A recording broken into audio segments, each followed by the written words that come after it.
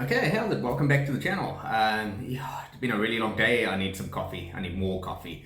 Yeah, so today's topic comes down to actually, it's been exactly a year since South African Sign Language was accepted as an official language for South Africa. And I touched on it briefly yesterday and during my introductory video. But there's really a lot of stuff to dig into with South African Sign Language. And its importance in culture and all that sort of thing. But the thing that I really want to look at today is, I alluded to it in the first video, but I work as a teacher at a school for the deaf. And one of the things that we see a lot of is basically it boils down to language deprivation, really. And I'd say it's the single biggest challenge for the deaf community as a whole. When you look at the stats, and this is one that we get from the United States, I think is really where it come from originally, but anecdotally speaking, it looks as if it bears out pretty much worldwide. We do need more studies into it. We do need a lot more data, and it's one of the most frustrating things about working in the deaf community is how little information is actually available. But let's get to the point. 90% of deaf kids are born to hearing parents. Of those, 75% of those parents never learn sign language. And that has crazy implications, knock-on implications for the education of deaf people. Because you've got so many windows in terms of your early childhood development and your language development, and it's like a domino effect that ripples down on outwards from there. If you think about it, right?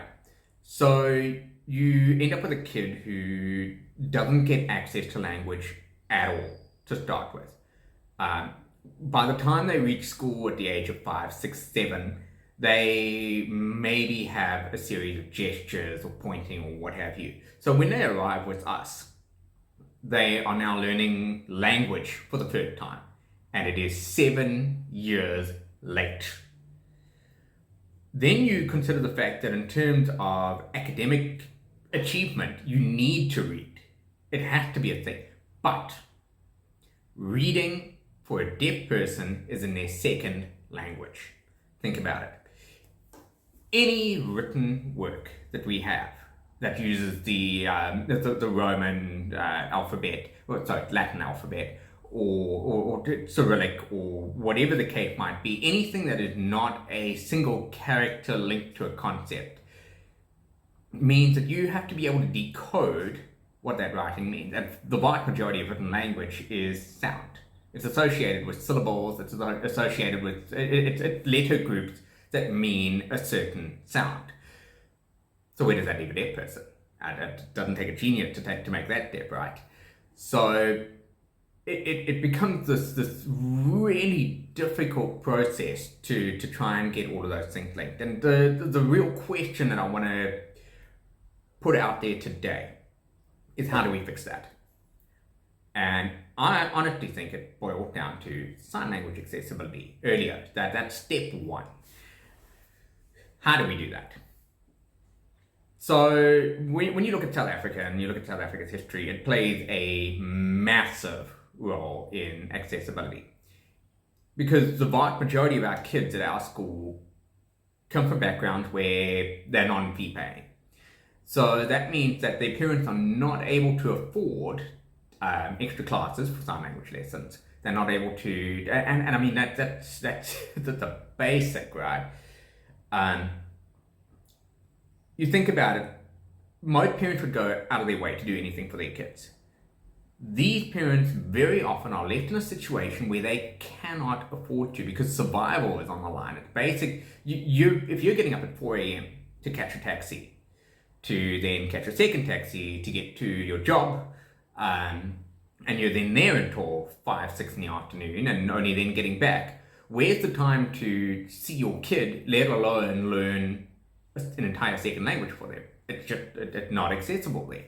So how do we challenge those kind of socio-economic issues? That really is one of the biggest things that come out for me in my time as a teacher and as a deaf rugby player, getting to know the community better, getting more involved in it. So the thing that I would really love to do is to be able to put together a website, and it's going to have to be zero rated. That's the only way that it becomes accessible and affordable for these parents, and to make it into a thing that people can go and use the resource. Zero rated website.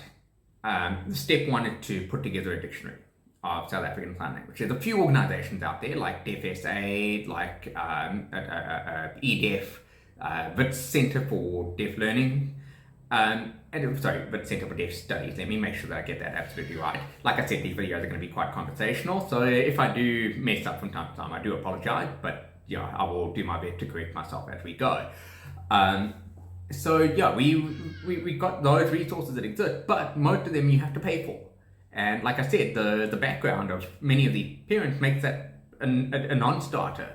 So we've got to find ways of making sure that is accessible. And in fact, when we get that right, it benefits the deaf community as a whole. Because if we can put this kind of website together, if we can get partners on board for this, and I would really love to start chatting to people about getting some sort of partnership and sponsorship opportunities going with this. We put that together, it becomes an employment opportunity for deaf school leavers, because they can then use their knowledge of sign language that they have, that they do pick up through school and through being part of the community, to be able to add to this dictionary. From there, we can then start building out courses, and we have to make them free, well, freely available.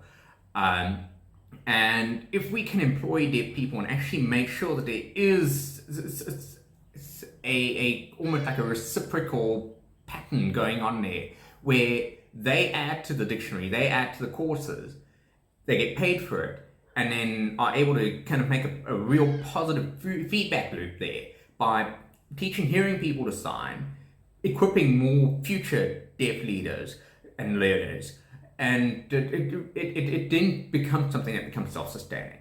That's kind of the key idea that I really want to put out there. And if we can get it right and we can make it into a formal qualification, it benefits so many people in the long run. And then also branches out to allow us to get more sign language interpreters. We only have 108 in South Africa, 108 qualified sign language interpreters, for a population of between 300 and 500,000, according to the latest census, the 2023 census. That is, it's a big deal. There is a market out there. There is a market out there, and it's just a question of how do we get funds and how do we get an actual economy rolling among those people. And it's also just a question of humanity, really. Why would we not help those who need it most? That really is what it boils down to for me personally. So yeah, it's a big thing. I'm sitting here in a position of absolute privilege. I told you some of my story growing up yesterday, and that means that I'm now sitting here in a place where I've got 3 tertiary qualifications. I call myself a unicorn because I'm a deaf person who can speak, first off, in an oral language. I have higher education and multiple qualifications in that. And I come from a position of, like I say, also financial privilege, social and financial privilege. I went to a private school growing up because of my hearing loss. It was one of the things that we had to do for me to be able to cope academically. And so, because I've had those opportunities, I want to make sure that other people are able to get those same opportunities. Many of the kids who I teach have better hearing than I do. And so it's an absolute tragedy for me to see them not being able to get the same opportunities as I had.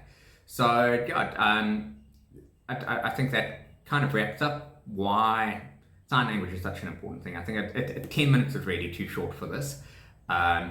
But yeah, if you've got any thoughts, any comments, let me know down below. And yeah, let's obviously keep the conversation going. The next few, I have had a couple of questions from some of you who have watched the videos, so I will do my best to now start answering those as we go. If I do an individual question for each one, then obviously that will leave us with some shorter format videos, so I think that might be the way to go out from here. Anyway, drop a like, subscribe.